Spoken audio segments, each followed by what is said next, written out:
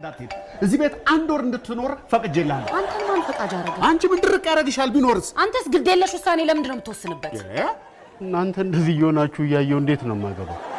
ልክ ለማና ላባ ለአንዴና ለመጨረሻ ጊዜ በእነሱ ግፊት ማገባ ሕፃን ልጅ እንዳልሆንኩ ነግሬያቸው ጓዜ ሸክት ይመጣል። በጣም ጥሩ። አብሬ ሄዳለሁ። ና አቋቁማለሁ ለድፍረቱ። ና እንዴ ነው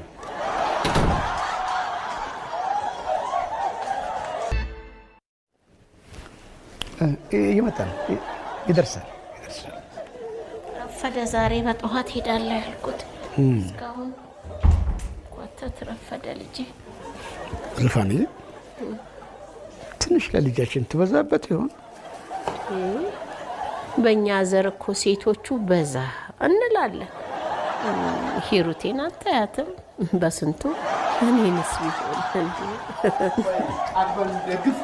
ቢሆን የፈለገውን ነገር ያመጣሉ። አላገባ የሚፈልግ ማምጣት አታግባ።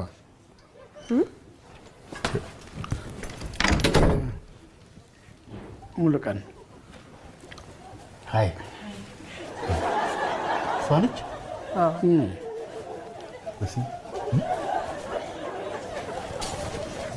ምን ነበር ስልህ የነበረው?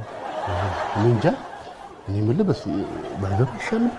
አዎ እንዴ አግባ እንጂ አግባው። ሙሉ ቀን ሀና እባላለሁ። አመሰግናለሁ። አረፍ በል አረፍ። ብድር መላሽ ያለ ቁጭ በል ዛሬማ ጎደህን ሳላ ያለኝ ቁጭ በል ተቀመጥ። ታቸው እነሱ ነው እዚህ ተጫዋታ። እሺ እንግዲህ እንደ ቤቴ ሊው አይደለ?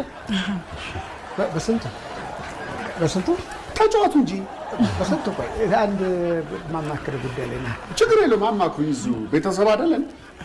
ሁሌ ተጫዋቱ እንጂ በስንቱ